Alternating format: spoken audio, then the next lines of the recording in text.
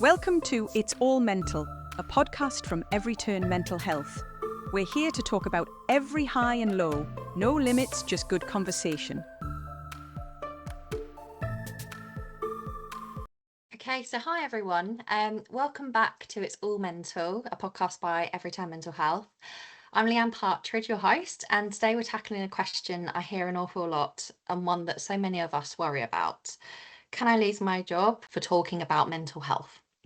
So I feel it's a really important topic because most of us spend the majority of our week at work, but when it comes to mental health, people often don't know what their rights are, how to talk about it, or where to go for support.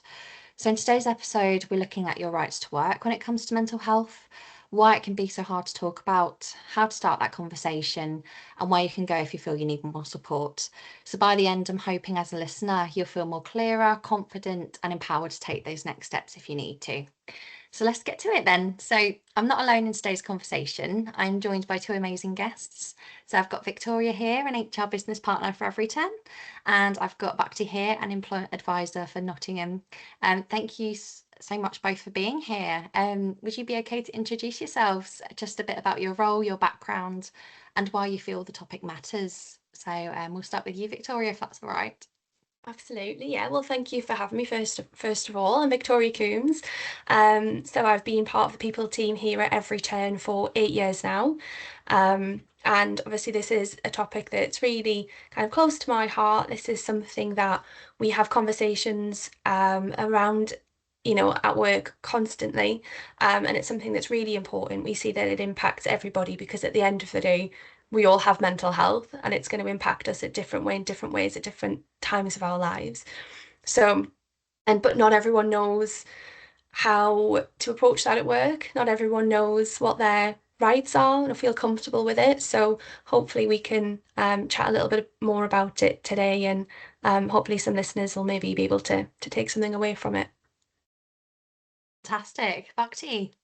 Hi, my name is Bhakti, employment advisor of the NHS Talking Therapies. I'm based in Nottinghamshire. I'm a qualified level 6 careers guidance professional. I've got 15 years experience in this sort of careers guidance arena.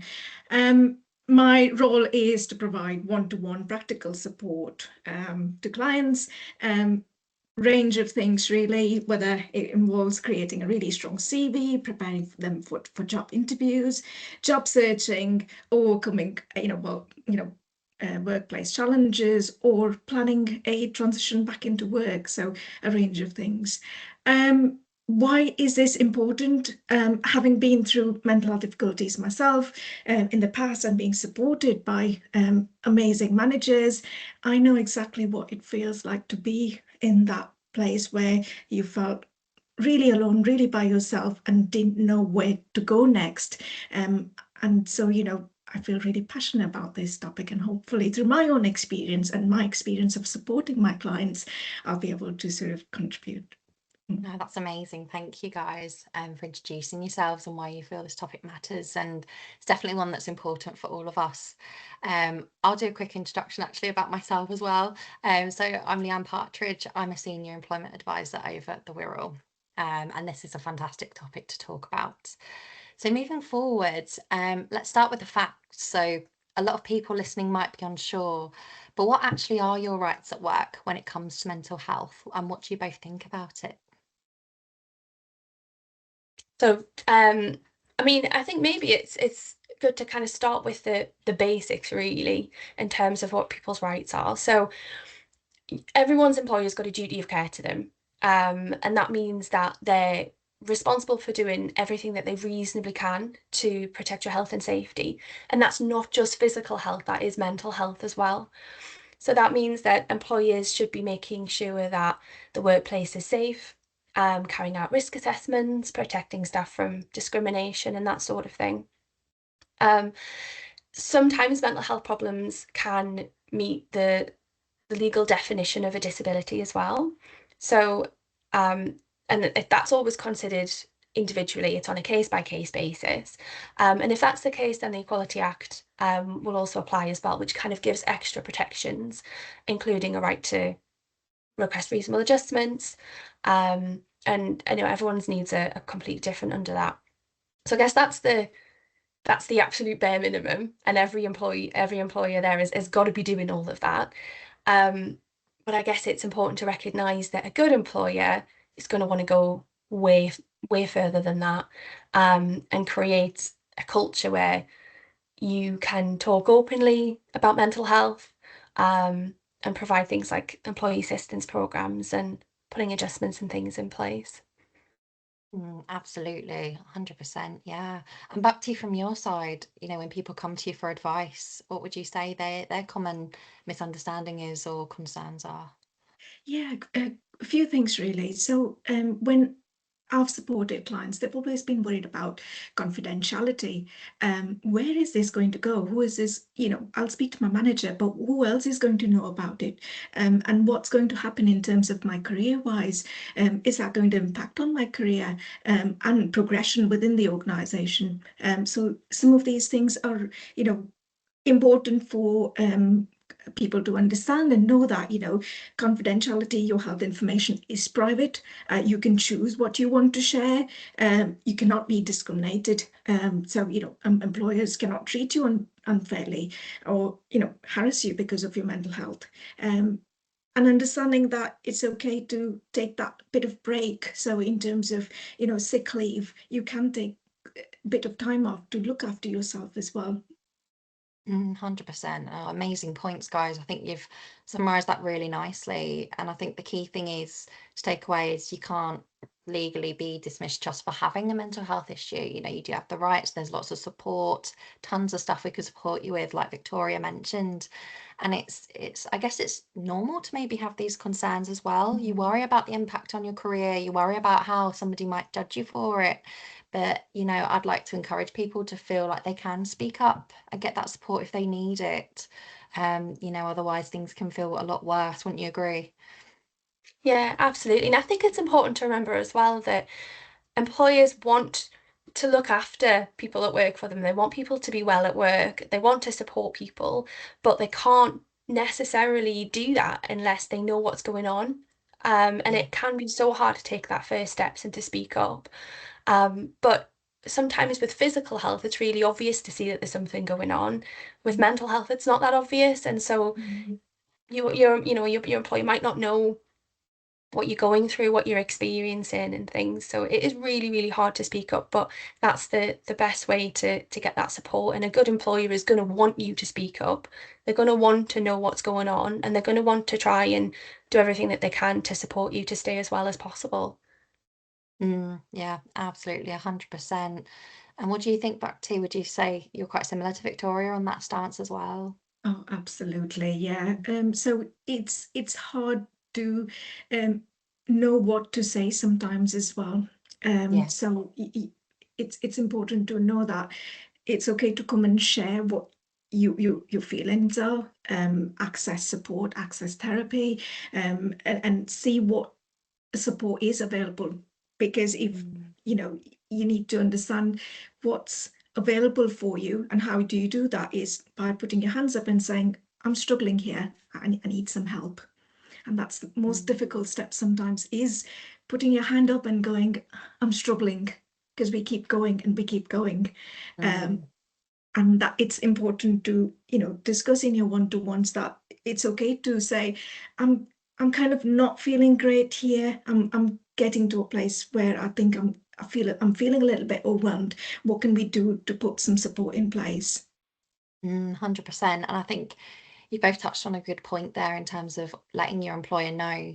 And Victoria, you mentioned if they don't know, it's harder for us to support you because we don't know what you're going through. And that's a really valid point because for you, it can feel overwhelming. I can't tell anyone. I can't, I have to hide it or they'll judge me. But if you hold on to those feelings, from an employer's perspective, they won't know what you're going through and they won't know maybe how to best support you as well. So I think that's a really good point, isn't it? And I think sometimes as well, mental health struggles at work can sometimes manifest in different ways as well. So they might manifest as sort of underperforming a little bit, or they might manifest as sort of more frequent absences, but maybe that you don't attribute officially to kind of, mental health. It might be maybe you see sort of more frequent things like colds and headaches, and where it's people are just sort of struggling, but they don't feel able to speak about it. So they may say that something else is going on. And if your employee doesn't know that it's as a result of something else, they might be starting to address that poor performance. They might be starting to look at sickness triggers and warnings and things like that. Because they don't realise that there's something else going on. So actually, it can actually be in your best interest as well to make your employer aware that actually there is something else going on, because then they can support you, but also it can, potentially prevent some other things taking place as well, that they've got the full picture of what's happening. 100%. Yeah, I think it's definitely good to be transparent. And they could be big barriers in terms of, you feel the stigma, the uncertainty, lack of visible support. But I feel here at Everyturn, to be fair, we've got a lot of strategies in place to help support those who feel they need it, which is incredible. So I can totally understand why people would feel the stigma, but there's so much support here. I'd like to think they could feel open. So I guess if we're getting more practical now, if someone's listening and thinking, I do actually really need to speak up, I'm struggling, my absence, I'm starting to hit those triggers, my manager's worried, I'm worried about how this looks, where's the best place to start that conversation? Do you feel it's always with the line manager, or do you feel maybe HR could be a good place to start? What are your thoughts on that? It's a good question, isn't it? Really good question. I would say it starts with yourself first. So if something's bothering you, understanding more about what is it that's bothering me, having an understanding of what is it that's affecting me, how is it affecting me, how is it affecting people around me, how is it affecting my feelings, behaviors, and what am I presenting. So you start off with understanding yourself first and what's happening to you. I guess the next step is to know who to go to. If you get on with your line manager, great, you can have those conversations, but there may be other people as well. Accessing policy, your company policy, looking up what's on the company policy. If you're not able to speak to your manager, who is there that I can speak to? Perhaps a mental health first aider or mental health an expert who's there, whose role it is to confidentially come and support you. Understanding yourself, accessing the best possible support, speaking to people who you feel most comfortable talking to, and then taking, understanding what my policy says about what I need to do next, and taking those next steps.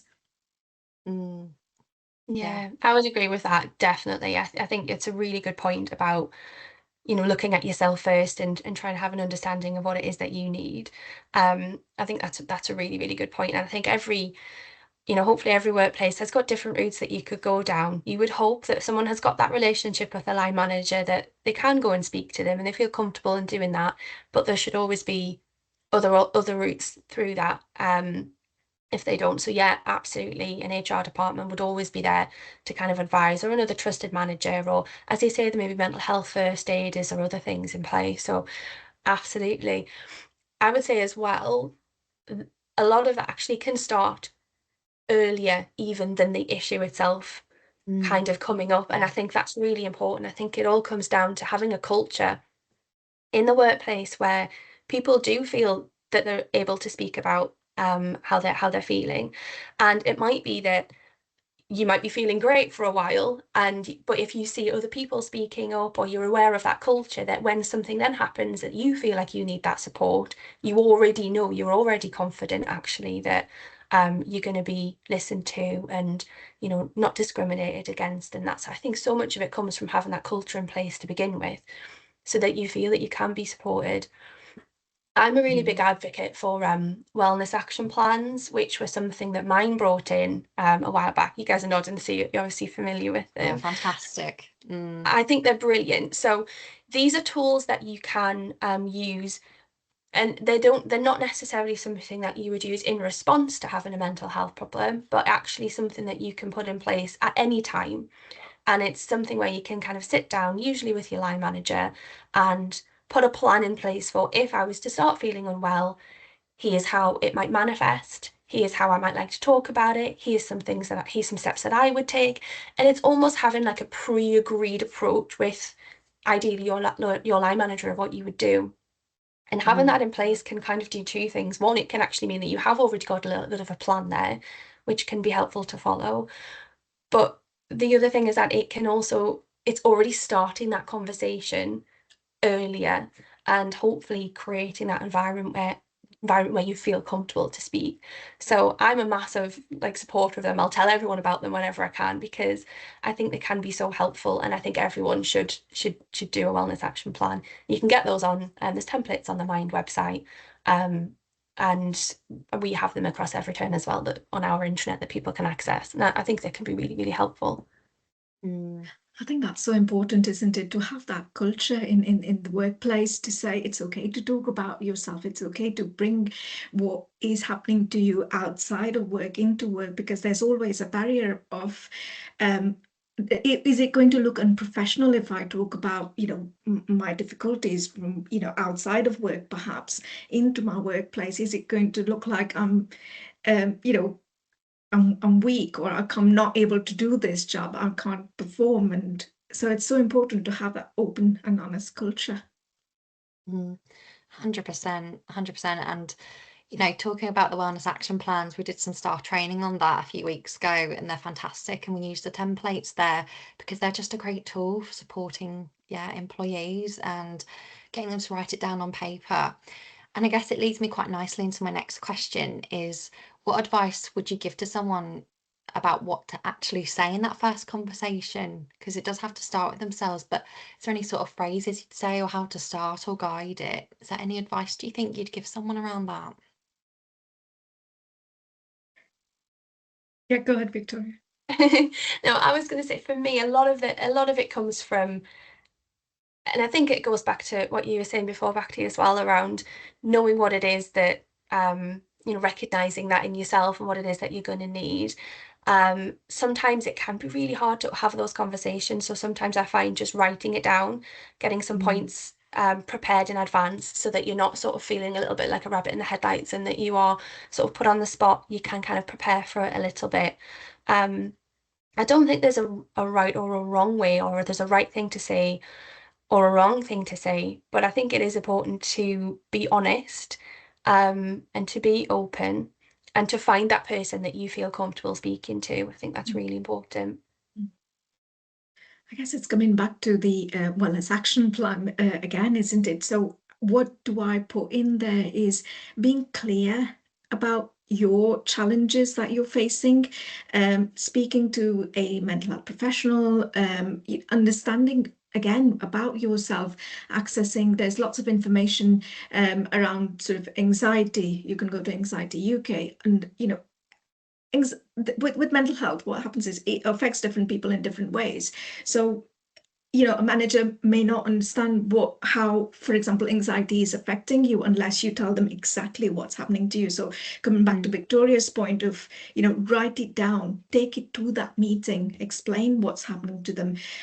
Again, what Victoria said, it's not like a physical health condition where you can say, oh, I've got a broken arm, it's going to take this long to fix, and you can actually see it. And so the manager can say, okay, these are the adjustments I can make. But with mental health, it's slightly difficult because you can't see it unless you tell them exactly what's happening to you and how it's affecting you. So being absolutely clear about the challenges that you're facing, writing it down, using the wellness action plan, getting support from your therapist or your GP to understand more about your condition and how it's affecting you.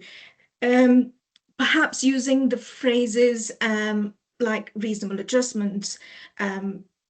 Under the Equality Act, it is a legal right for someone to have those adjustments in place.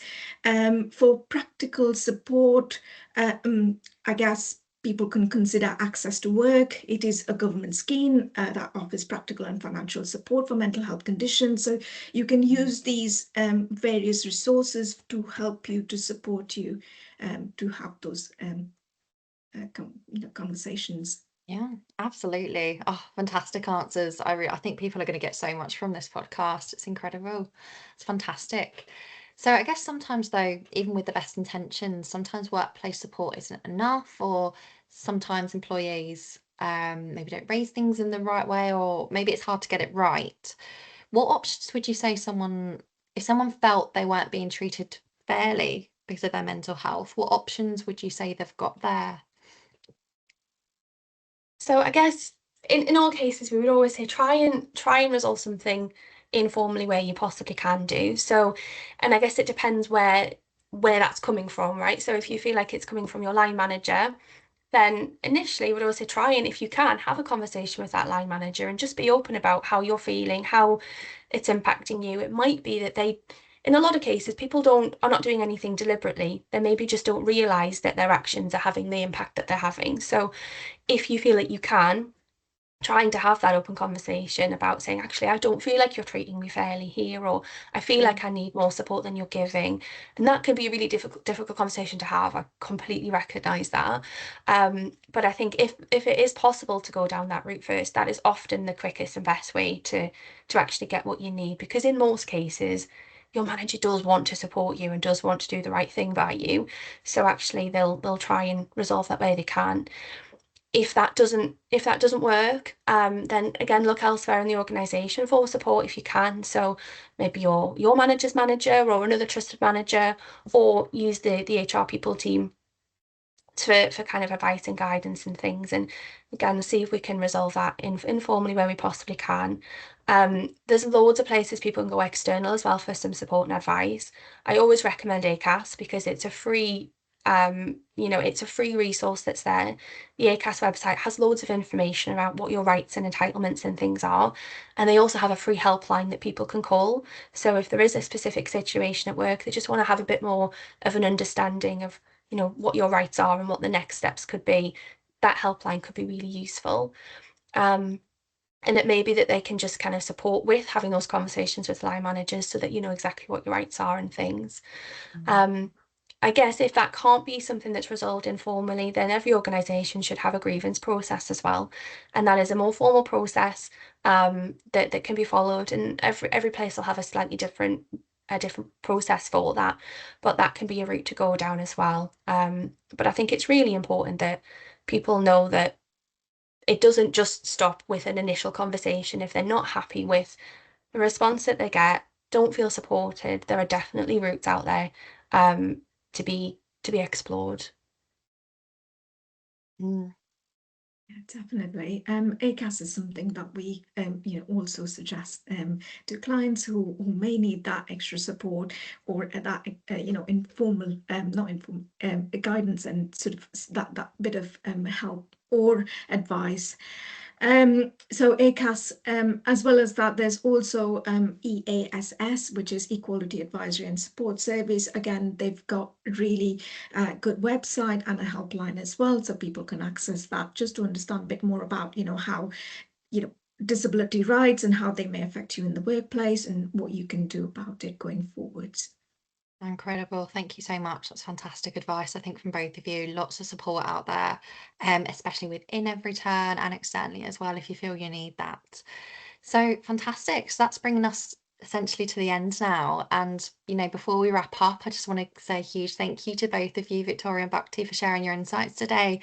Even being in this industry, I found this to be a great refresher as well for me, and a really nice reminder of what support's available if you're struggling. And I think for listeners, if you take one thing away from this episode, let it be that your mental health matters just as much as your physical health.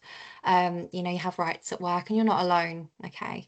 So thank you for tuning in. And if today's conversation has helped you, feel free to recommend this podcast on. And yeah, remember, your job shouldn't cost you your mental health. So together we can make it a better place. Thank you very much. Thank you for listening to It's All Mental, a podcast from Everyturn Mental Health. If you enjoyed this episode, remember to follow, rate and share. See you next time.